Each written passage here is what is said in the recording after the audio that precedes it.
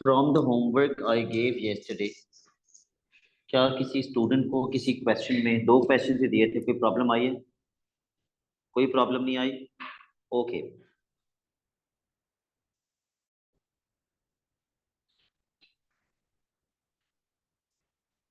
आज की क्लास हम स्टार्ट करेंगे क्वेश्चन नंबर 11 से।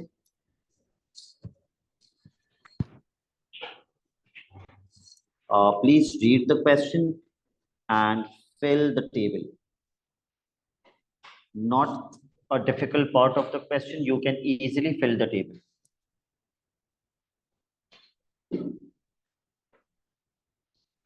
डायग्राम नंबर किसकी वैल्यू है? n।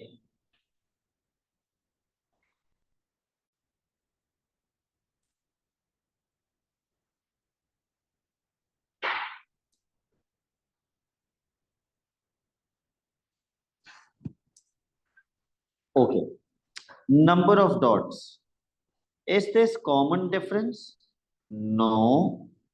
डायग्राम 4 में कितने डॉट्स हैं आप मुझे काउंट करके बता दो। काउंट कर लिया आपने? 19। Does anybody else, can anybody else confirm this answer? 19, तो p की वैल्यू तो 19 हो गई। For the value of q आप चेक कर लें कि हर बार हम कितना प्लस कर रहे हैं।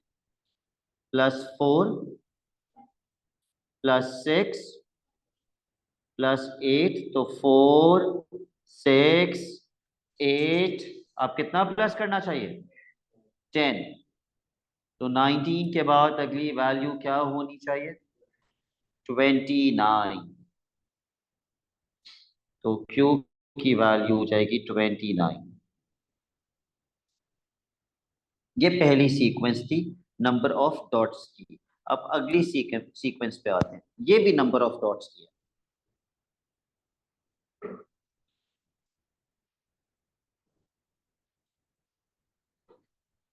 सबसे पहले आप डायग्राम 4 पे काउंट कर लीजिए कितने डॉट्स हैं।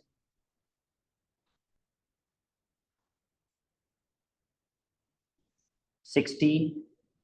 ऐसे काउंट करना आसान है। 4, फिर 4 8, फिर 4 12 और फिर 4 16, टोटल 16 डॉट्स। तो J की वैल्यू हो जाएगी 16। And as soon as I write the value of J, बल्कि मैं J की वैल्यू ना भी लिखता, मैं ये देख के ही बता पा रहा हूँ कि ये कैसे नंबर्स हैं हमारे, स्क्वायर नंबर्स हैं। और फिर 16 ने कंफर्म भी कर दिया। तो अगला स्क्वायर किसका होना चाहिए? 5 का स्क्वायर, विच इज 25। तो मैंने J में क्यों 16 लिख दिया? J में क्यों 25 लिख दिया? J तो 16 है, K 25 है। और फिर वो इसका फॉर्मूला मांग रहे हैं, express Sn in terms of n।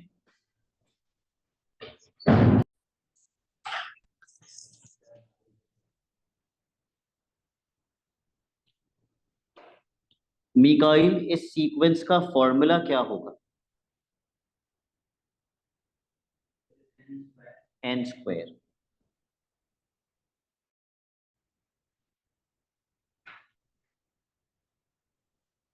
Part सी, यहां से गड़बड़ होना स्टार्ट होगी यहां से अभी तक क्वेश्चन बिल्कुल पीस ऑफ केक था, यहां से थोड़ा सा मुश्किल हो जाएगा। Another sequence is formed whose nth term is un is tn minus sn। इसका मतलब क्या होता है? is equals to, is means is equals to tn minus sn। अच्छा, tn की पहली टर्म क्या थी? 1, और sn की पहली टर्म 1, तो 1 माइनस 1, फिर 5 माइनस 4, फिर 11 माइनस 9। इन्होंने भी ऐसी किया हुआ है, देखो 1 माइनस 1, फिर 5 माइनस 4, फिर 11 माइनस 2। तो उन्होंने टीएन की टर्म्स को बेसिकली एसएन की टर्म से क्या किया हुआ है? सब्ट्रैक्ट किया हुआ है, और वो उन्होंने बताया भी है, ऐसा नहीं है कि ऐसी हवा में सब्ट्रैक्ट कर दिया, उन्होंने बता के सब्ट्रैक्ट किया है। Evaluate U4 and U5 part 1। U4 कैसे निकालेंगे, बिल्कुल ऐसे ही लिखोगे जैसे उन्होंने लिखा था। U4 के लिए क्या लिखोगे, T4 minus S4, T4 minus S4। T4 कितना था 19, S4 कितना है, तो 19 माइनस 16,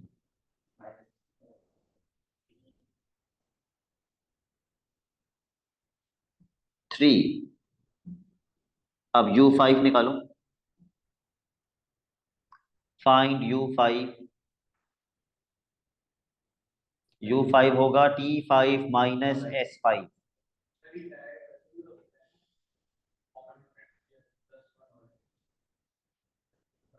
हाँ, ही इज राइट, आप ऐसे भी कर सकते हैं, हर बार कितना प्लस हो रहा है आंसर में,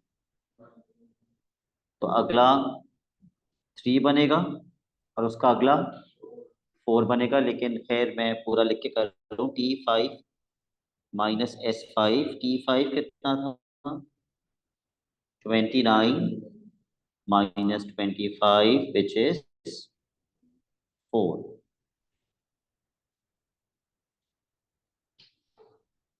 express U N in terms of N, ये सबसे आसान सीक्वेंस है, जिसकी पहली टर्म 0, दूसरी टर्म 1, तीसरी टर्म 2, चौथी 3, पांचवी 4, तो कॉमन डिफरेंस है या नहीं, कितना कॉमन डिफरेंस है 1, तो 1n, और 1 से 0 तक जाने के लिए -1, तो इसका फॉर्मूला बनेगा n-1, un is equal to n-1।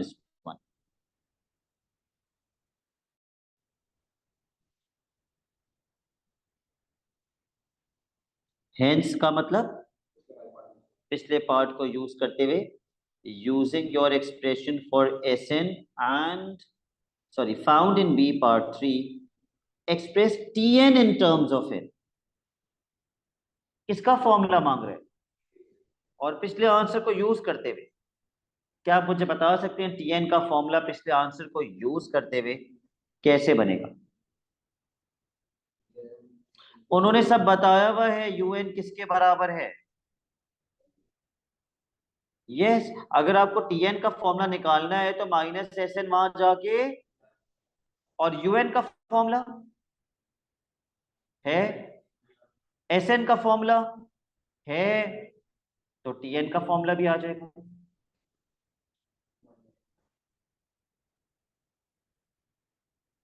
हमें पता था यूएन बराबर है टीएन माइनस एस एन के, माइनस एस एन वहां ले जाइए, UN plus S N is equals to TN. Now tell me what is UN, N minus one plus what is S N, N square, बस खत्म। Middle term breaking simplify करना ये आपका काम नहीं है, आपका काम था फॉर्मूला बनाना, वो आपने बना दिया, बस the question ends here. Question number 12।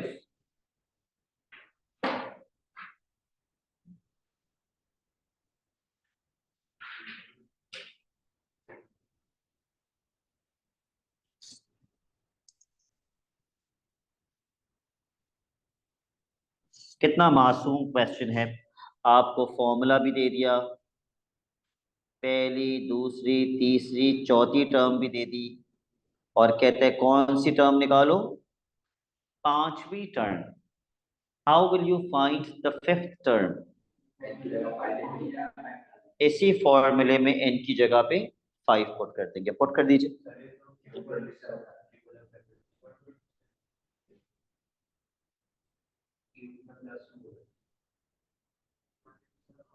Shayan आप क्या कह रहे हैं।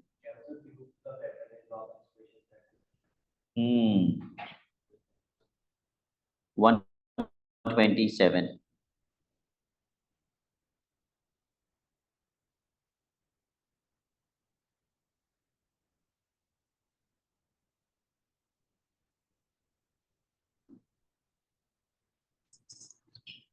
एक और सीक्वेंस दे दिया अगले पार्ट। इस सीक्वेंस का नाम क्या है? टी। और पिछली सीक्वेंस का नाम क्या था? एस। इस सीक्वेंस की उसने हमें कितनी टर्म्स दी? 4। ऑल्दो उसका काम नहीं था हमें ये बताना कि एसओटी को कंपेयर करो, वो तो मेरा काम है कि मैं कंपेयर करूं, लेकिन उसने बता दिया मेरी हेल्प करने के लिए कि कंपेयर करके बताओ पांचवी टर्म क्या होगी। और कंपेयर करना कितना आसान है, पहली टर्म में कितना ऐड किया? 1, अगली में +2, फिर +3, फिर +4। तो जो पांचवी टर्म है उसमें कितना प्लस करेंगे? +5। तो +5 करके क्या बनेगा? 132। और अब वो कह रहे, अगले पार्ट में वो कह रहे इस टी का फॉर्मूला बता दो। अगर एस का फॉर्मूला ये है तो एस को टी बनाने के लिए बच्चे समझते हैं हम हर बार 1 ऐड कर रहे हैं, हम हर बार 1 नहीं ऐड कर रहे। पहली टर्म में 1 ऐड कर रहे हैं, दूसरी में 2 ऐड कर रहे हैं, तीसरी में 3 ऐड कर रहे हैं, चौथी में 4 ऐड कर रहे हैं। तो हम एक्चुअली क्या ऐड कर रहे हैं? हम n की वैल्यू ऐड कर रहे हैं। ये जो n की वैल्यूज होती हैं, हम हर टर्म में ये n की वैल्यूज ऐड कर रहे हैं। तो लीना क्या फॉर्मूला बनेगा इसका? n² + n। n क्यूब है वैसे तो। n³ +2 तो इसका फॉर्मूला था ऑलरेडी लीना। तो इसमें ऐड कितना प्लस, इसमें क्या ऐड कर रहे हैं? +1 और ऐड हो रहा है ना हर सीक्वेंस में, लाइक n और ऐड हो रहा है। तो फॉर्मूला क्या बनेगा? n³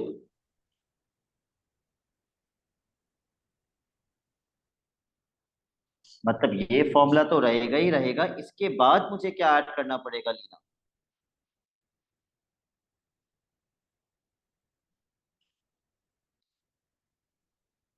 इसके बाद मुझे n ऐड करना होगा।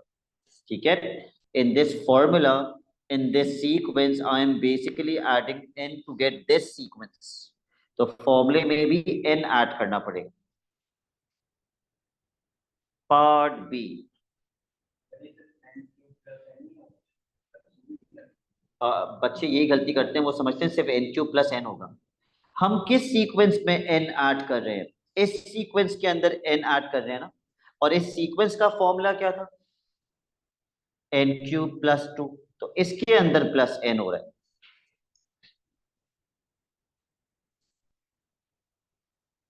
Okay, part B.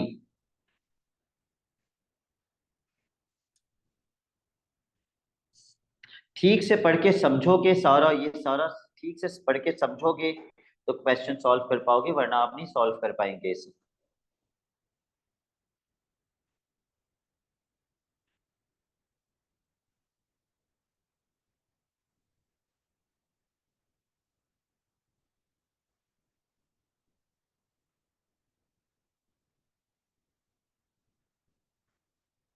मेरा आपसे क्वेश्चन ये है, मुझे नहीं पता फाइन क्या करना है। मेरा आपसे क्वेश्चन ये है कि मंडे को जो टोटल नंबर ऑफ शेल्स थे, क्या ट्यूसडे को भी टोटल नंबर ऑफ शेल्स उतने ही होंगे? नहीं होंगे। फिर तो आपको क्वेश्चन ही समझ में नहीं आया। जितने शेल्स मंडे को थे उतने ही शेल्स ट्यूसडे को होंगे? या ट्यूसडे को वो किनारे पे समंदर के जाके उसने और शेल्स उठाए? समंदर गई नहीं वो। ट्यूसडे वाले दिन जो मंडे को टोटल शेल्स थे, उसमें से सुजान ने कुछ शेल्स किसको दे दिए? जेन को। तो दोनों के मिला के टोटल शेल्स तो सेम ही रहेंगे। ठीक है। अगर आपके पास मंडे को 1000 रुपए आए और मेरे पास 2000 आए, तो टोटल पैसे कितने बन गए? 3000। अगर आप उस 1000 में से मुझे 500 दे देते हैं, तो अभी भी टोटल पैसे हम दोनों के मिला के कितने हैं? 3000। तो टोटल शेयर्स चेंज नहीं हुए मंडे के और ट्यूसडे के। Write down N expression for Y in terms of X. Y कौन से शेयर्स हैं? वो शेयर्स जो ट्यूसडे को किसके पास थे? सुजैन के पास थे। तो सुजैन ने इन शेयर्स में से कितने शेयर्स जेन को दे दिए थे? तो मुझे इस क्वांटिटी में से कितना माइनस करना पड़ेगा y निकालने के लिए? y किसके बराबर होना चाहिए? x plus 22 minus 60।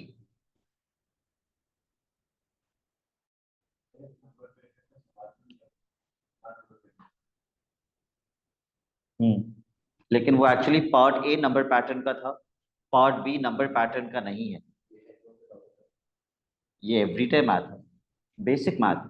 ये कितना बन जाएगा? x माइनस कितना?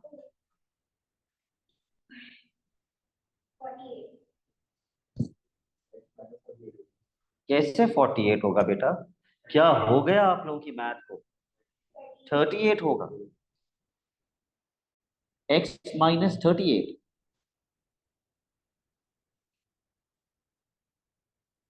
Part two.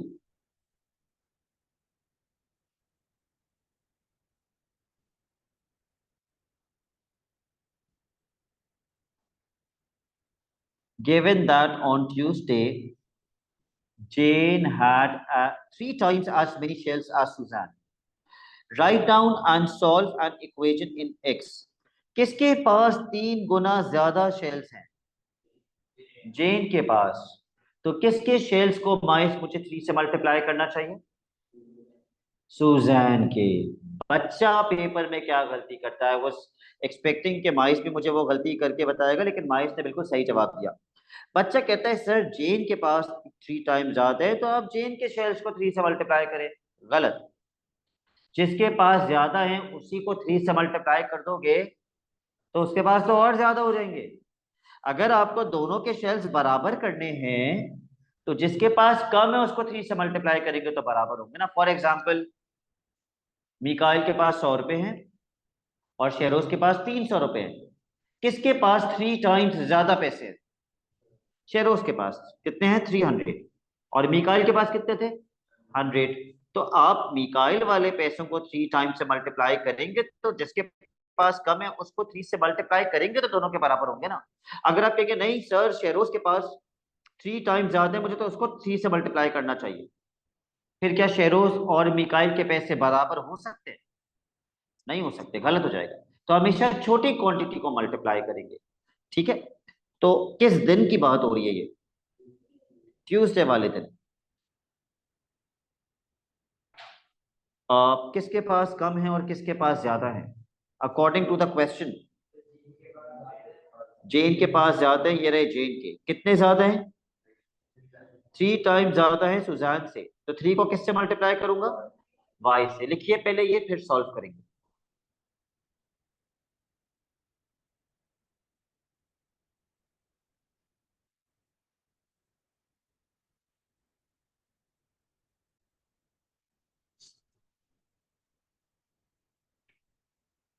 जैनब आदिल, अब क्या करेंगे?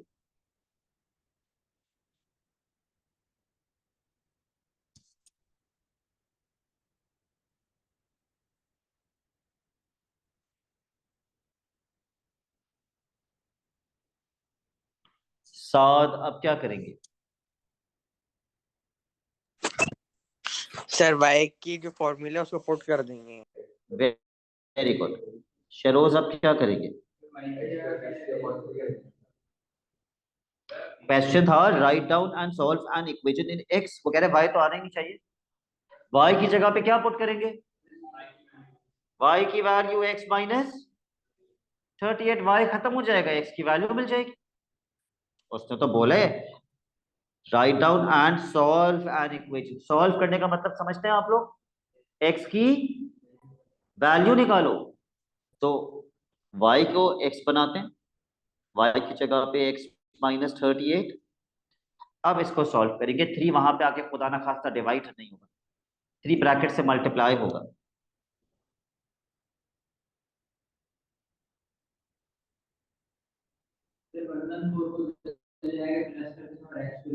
बिल्कुल यही करेंगे। -114 वहां जाके ऐड होगा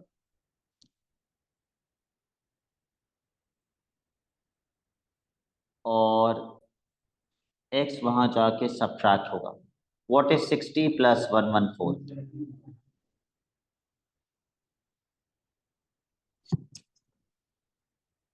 अब आप 2 यहाँ ला के डिवाइड कर दें ताकि आपको x की वैल्यू मिल जाए।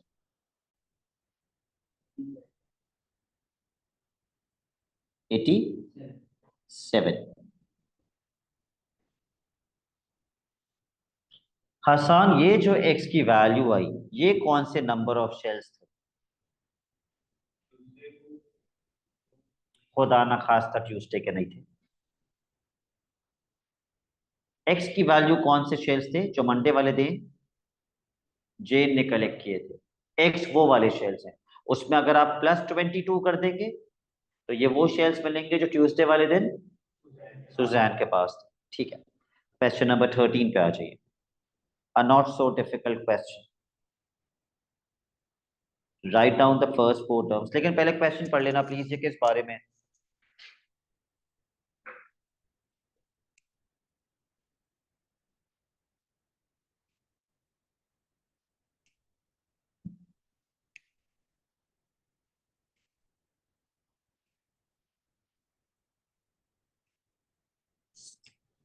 ओके, पहली 4 टर्म्स मांग रहे हैं ना। बताओ पहली टर्म कितनी है, कितने सर्कल्स हैं, ये कितने काउंटर्स हैं? 6। उसके बाद 1 2 3 4 5 6 7 8 9 10। तीसरे वाले में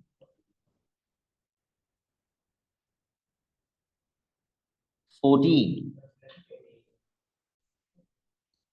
तो ऑब्वियसली अगली टर्म क्या होनी चाहिए? 80।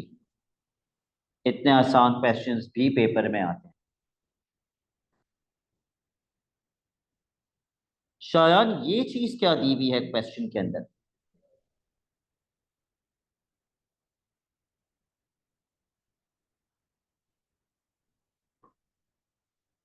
What is this? फॉर्मूला। आपकी सीक्वेंस का formula.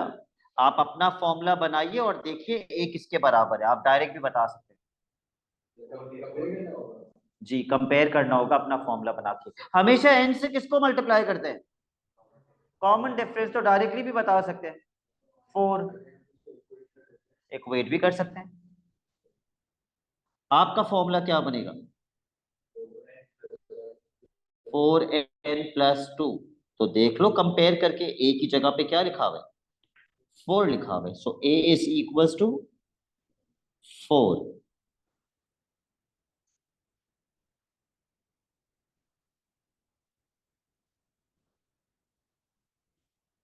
Now comes the tricky part. Mary has 500 counters. ये n की वैल्यू है या t की वैल्यू है?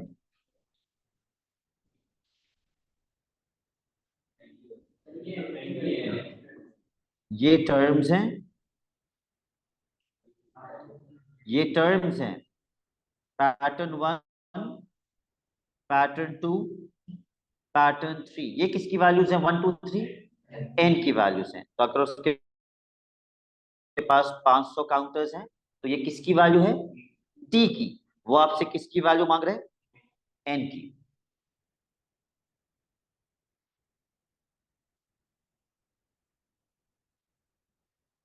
given that this pattern is pattern m, तो आप n की जगह क्या पुट करेंगे? m। फॉर्मूला आपको पता है क्या है? चलो एक बार फॉर्मूला लिख लेते हैं। हम टर्म के अंदर क्या पुट करेंगे? 500। हम n की जगह क्या पुट करेंगे? m। और इसको सॉल्व कर लेंगे।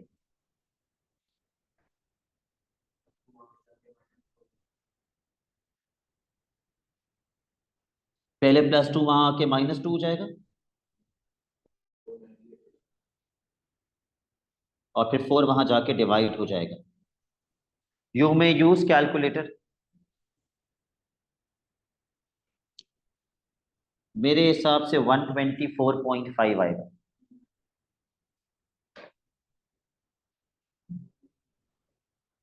तो पैटर्न नंबर 124.5 थोड़ी हो सकता। कितने कंप्लीट पैटर्न्स बना सकती है मेरी? 124। और जो उसका अगला पैटर्न होगा वो आधा बना हुआ होगा, वो पूरा नहीं बना हुआ होगा। तो she uses as many of these counters as she can to make one pattern. कौन सा वाला पैटर्न होगा? वो 124वां पैटर्न होगा। Your answer has to be 124, not 125। आप ये नहीं कह सकते सर मैं राउंड ऑफ कर देता हूँ ना, राउंड ऑफ होके तो 125 बनते हैं, इस केस में राउंड ऑफ पॉसिबल नहीं है।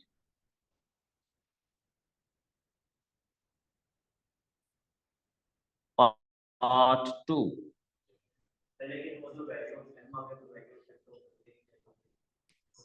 Value of M. एम क्या था? What was M? Pattern number, pattern M. क्या पैटर्न नंबर डेसिमल में हो सकता है? भले हमारी वो आ रही है वैल्यू डेसिमल में, लेकिन हम नहीं लिख सकते डेसिमल में क्योंकि वो पॉसिबल नहीं है। तो वो इस तरह ट्रिक करता है पेपर के अंदर। ठीक है, it may be a 2 mark question. जो बच्चे डेसिमल में लिख के आएंगे एग्जामिनर उसको 1 दे देगा, और जो एग्जैक्ट आंसर लिखेगा उसी को 2 मार्क्स मिलेंगे।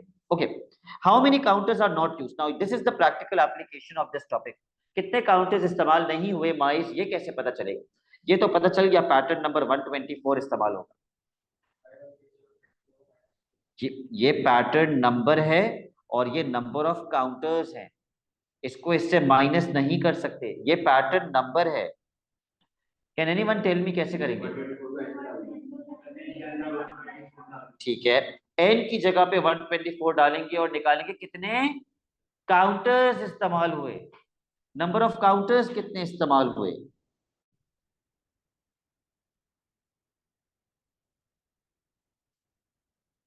Use calculator.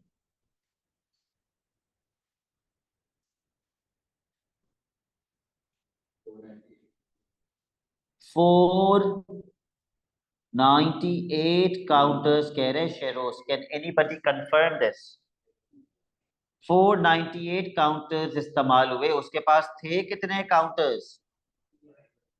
500 काउंटर्स थे। कितने काउंटर्स यूज नहीं हुए? 496 है या 8 है? 496 आ रहे हैं। शेरोस फिर चेक कीजिए बेटा, +2 भी करना है। ओके 498। तो कितने काउंटर्स इस्तेमाल नहीं हुए? 2 counters were not used. 2 counters were not used.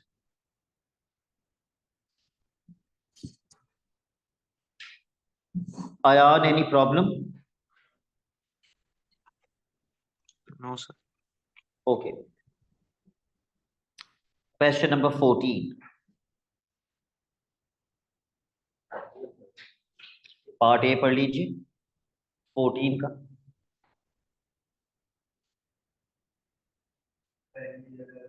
Yes, बचकाना सवाल दोबारा से। उन्होंने आपको फॉर्मूला दिया और बोला 19th टर्म निकालो, तो आप 19 किसकी जगह पुट करेंगे? एन की जगह। Paper 1, do not use calculator. Mice will tell me the answer.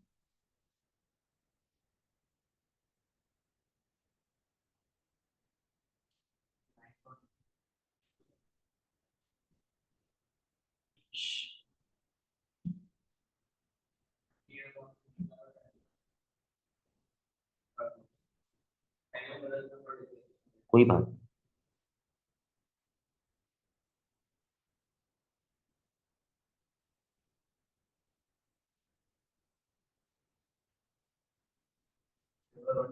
Paper 1।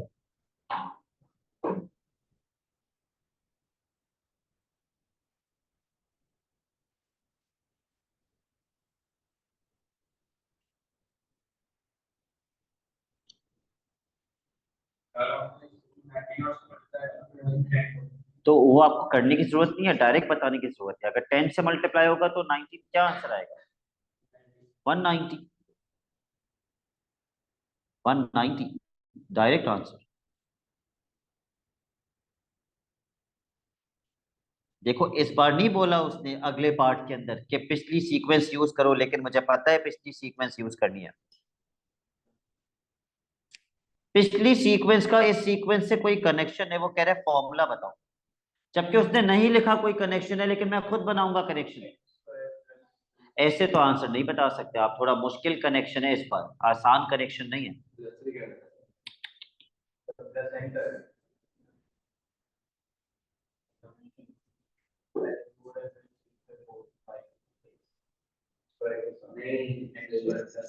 गलत बता रहे हैं। अगर आप लिख के कर लेंगे तो ज्यादा अच्छा हो जाएगा, बजाय इसके कि आप मुझे गार्बेज आंसर्स दें, आप लिख के कर ले तो ज्यादा बेहतर हो।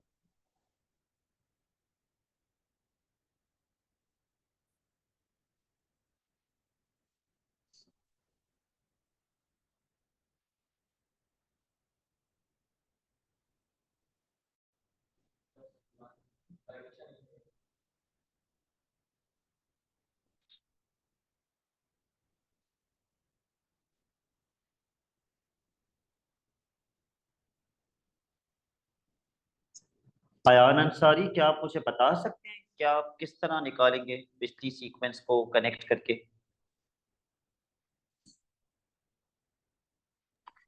सर एक मिनट, वो ही सोच रहा हूँ।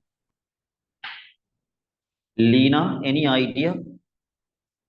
सर हर बार n ऐड हो जाता है टर्म हर लाइक। बार हर बार एन ऐड नहीं हो रहा लीना, अगर हर बार एन ऐड हो रहा होता तो मैं पहली टर्म के अंदर वन ऐड कर रहा होता, मैं दूसरी टर्म में टू ऐड कर रहा होता, तीसरे में हर बार एन ऐड नहीं हो रहा लीना।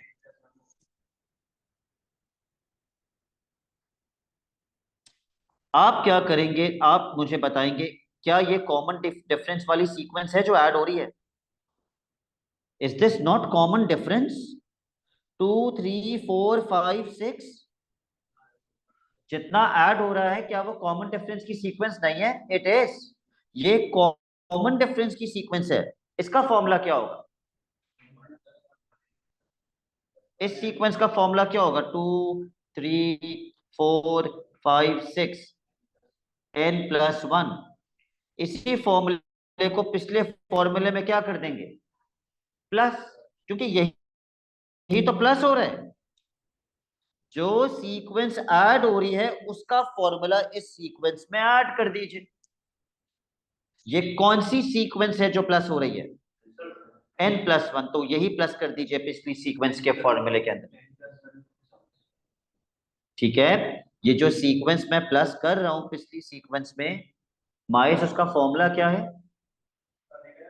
जितना प्लस कर रहे हैं उसका फॉर्मूला क्या है? n+1। तो पिछली सीक्वेंस में n+1 को क्या करना पड़ेगा? ऐड। इसके बाद आपको और कुछ नहीं करना, सिंप्लीफाई नहीं करना आपको। तो पिछली सीक्वेंस का फॉर्मूला प्लस जितना प्लस कर रहे हैं उसकी सीक्वेंस का formula.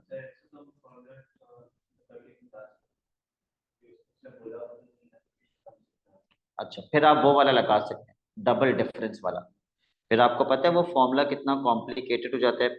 It is a plus, वो जो शयान एक फॉर्मूले की बात कर रहे हैं,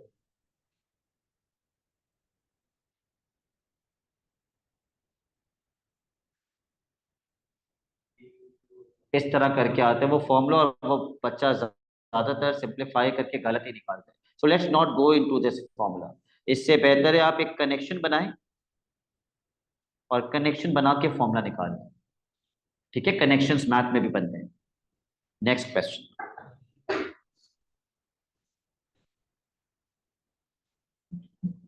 question number 15। Start solving this question.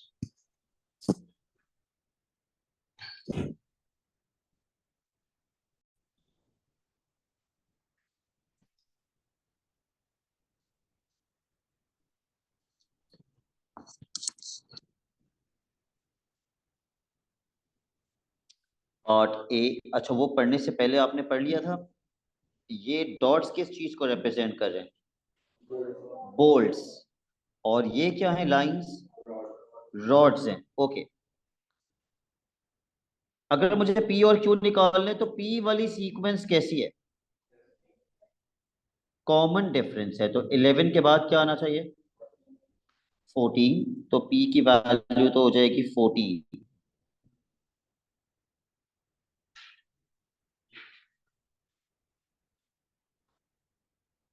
और अगर हम Q की बात करें, नॉर्मली आखिरी रो पिछली रो से लिंक होती है, कोई लिंक बन रहा है आखिरी रो का पिछली रो से?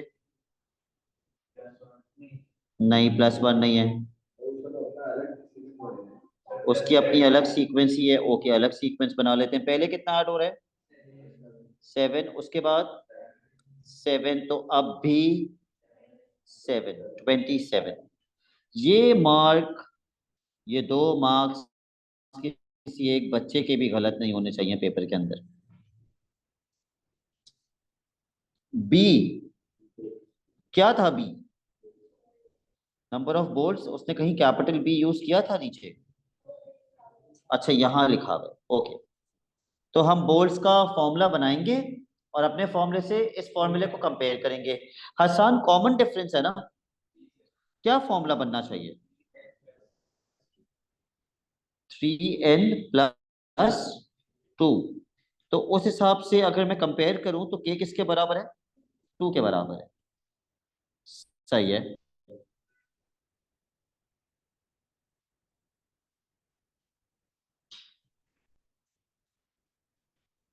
Find an expression for r in terms of n. r is the number of rods, और ये भी कॉमन डिफरेंस है, तो बहुत ही आसान है। 7n-1, r is equal to 7n-1।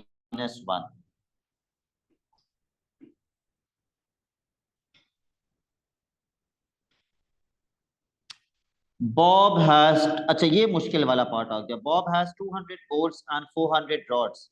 अब बोल्ट्स की सीक्वेंस कुछ और है, रॉड्स की सीक्वेंस कुछ और है। How many complete fences can he make which have a length of 6 meters? X, okay, एक तरीका तो वो है। लेंथ ऑफ 6 मीटर्स का क्या मतलब है? n is 6। ठीक है, ये लेंथ जो है ये किसकी वैल्यूज हैं? n की। दो तरीके हैं। एक तरीका तो ये है कि आप इसमें भी n की वैल्यू पुट कीजिए और इसमें भी n की वैल्यू पुट कीजिए और आप निकालें कि 6 मीटर लेंथ के लिए कितने बोल्ट्स चाहिए होंगे और कितनी रॉड्स चाहिए होंगी, निकालिए।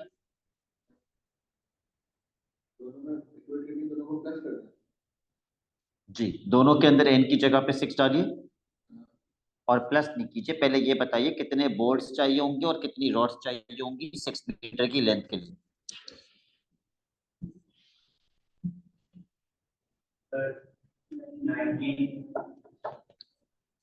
6 डाल के b की वैल्यू क्या आ रही है?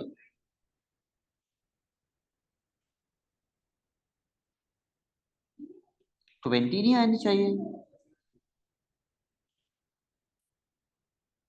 18 + 2 20। और रॉड्स कितनी चाहिए होंगी n में अगर आप 6 पुट कर दें? 41 रॉड्स चाहिए होंगी। ओके,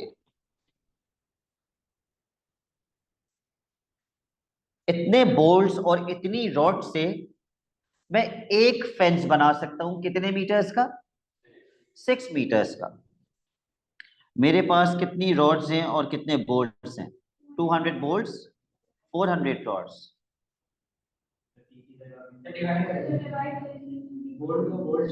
ठीक है, अगर मेरे पास 200 बोल्ट्स हैं और एक 6 मीटर लेंथ के लिए 20 बोल्ट्स चाहिए होते हैं, तो 200 डिवाइडेड बाय 20, मैं ऐसे कितने फेंसेस बना सकता हूं? 10। और अगर एक 6 मीटर की लेंथ के लिए 41 रॉड्स चाहिए होती हैं और मेरे पास 400 रॉड्स हैं, तो 400 डिवाइडेड बाय 41, 9.75। तो मैं कितने कंप्लीट फेंसेस बना सकता हूं? 9। हालांकि मेरे पास कुछ बोल्ट्स बच जाएंगे क्योंकि बोल्ट्स तो इतने ज्यादा हैं कि मैं 10 बना सकता हूं, लेकिन रॉड्स इतनी ही हैं कि मैं 9.75 बना सकता हूं। तो all in all complete 6 metre के कितने फेंसेस बन सकते हैं? 9।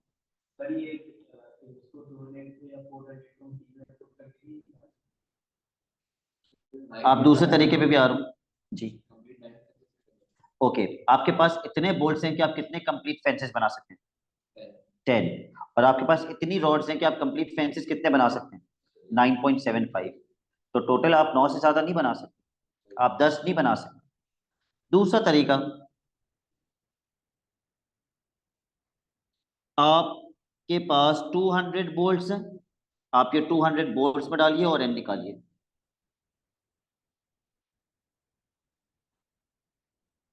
एन कितना आएगा? 66।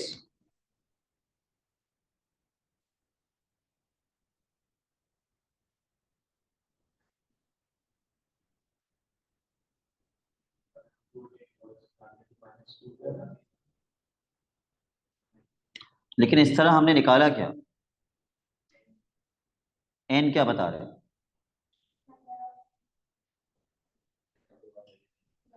ये तरीका मुझे समझ नहीं आ रहा, तो इस तरीके से मैं नहीं करूँगा। आई डोंट गेट दिस तरीका कि मैं बोल्ट्स को बोल्ट में डाल के एन निकालूं और फिर मैं रॉड्स को रॉड में डाल के एन निकालूं और फिर मुझे समझ ही ना आए कि मुझे करना क्या है।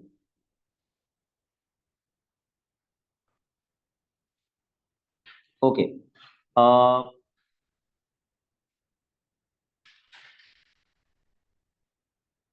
Before we continue, mark your homework.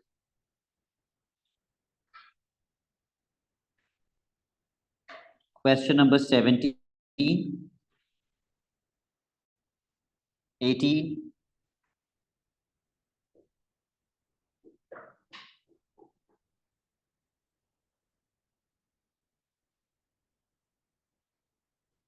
and 22. This is your homework.